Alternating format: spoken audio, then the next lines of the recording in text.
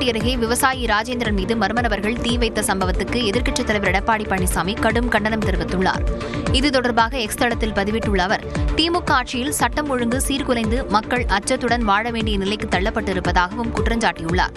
குற்றவாளிகளை உடனடியாக கைது செய்து நியாயமான வெளிப்படையான விசாரணை நடத்த வேண்டும் எனவும் தமிழ்நாடு அரசை எடப்பாடி பழனிசாமி வலியுறுத்தியுள்ளார்.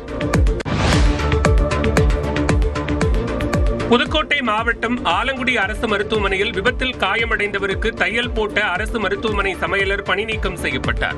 வாகன விபத்தில் சிக்கி காயமடைந்த நபர் ஆலங்குடி அரசு மருத்துவமனையில் அனுமதிக்கப்பட்ட நிலையில் செவிலியர்கள் இல்லாததால் மருத்துவமனை சமையலர் அவருக்கு தையல் போட்டுள்ளார். இந்த வீடியோ சமூக வலைதளங்களில் வெளியான நிலையில் சமையலரை பணிக்கு வரவேண்டாம் என்று கூறிவிட்டதாக ஆலங்குடி அரசு மருத்துவமனை தலைமை மருத்துவர் பெரியசாமி தெரிவித்துள்ளார். மேலும் செவிலியர்கள் பற்றாக்குறையை தீர்க்க நடவடிக்கை எடுக்கப்படும் என்றும் அவர் கூறினார்.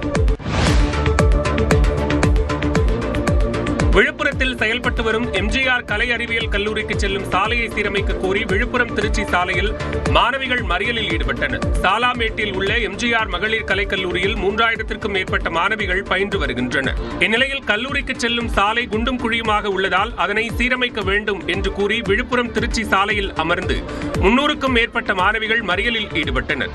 இதனையடுத்து காவலர்கள் பேச்சுவார்த்தை நடத்தியதை தொடர்ந்து மாணவிகள் கலைந்து சென்றனர்.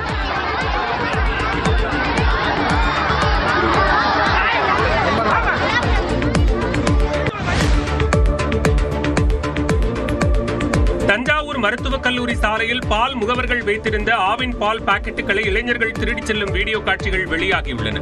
மருத்துவக் கல்லூரி சாலையில் நள்ளிரவில் சரக்கு வாகனங்கள் மூலம் பால் பாக்கெட்டுகளை முகவர்கள் சாலையில் இறக்கி வைத்து செல்கின்றனர். அப்போது அங்கு வந்த 2 இளைஞர்கள் பால் பாக்கெட்டுகளை திருடிச் சென்றனர். இந்த வீடியோ காட்சிகள் வெளியான நிலையில் காவலர்கள் விசாரணை நடத்தி வருகின்றனர்.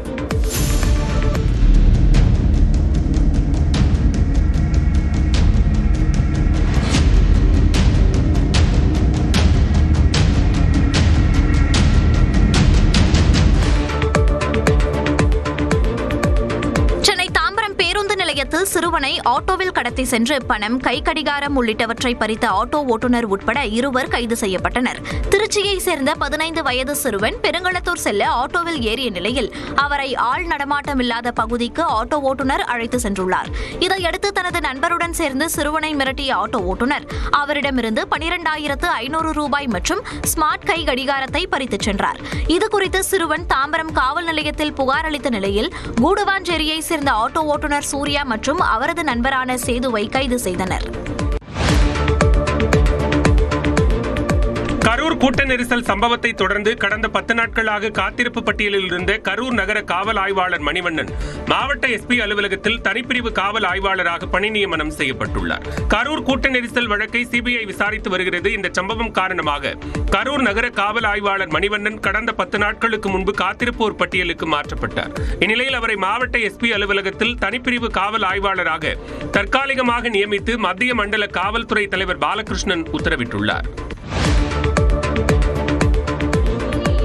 கோவை மாவட்டம் கருமத்தம்பட்டியில் உள்ள பார்க் கல்வி நிறுவனத்தில் மின்னணு கழிவுகளை கூகுள் சீட்டில் வகைப்படுத்தி மாணவர்கள் சாதனை புரிந்தனர். பார்க் கல்வி நிறுவனம் மற்றும் கிரீன் எரா அமைப்பு இணைந்து நடத்திய நிகழ்வில் ஆயிரக்கணக்கான பங்கேற்பாளர்கள் ஒரே நேரத்தில் பங்கேற்று மின்னணு கழிவுகளை அவற்றின் தன்மைக்கேற்ப மறுபயன்பாடு, மறுசுழற்சி, அபாயகரமானவை மற்றும் நிலப்பரப்பு கழிவுகள் என 4 பிரிவுகளாக தரம் பிரித்து உலக சாதனை படைத்தனர்.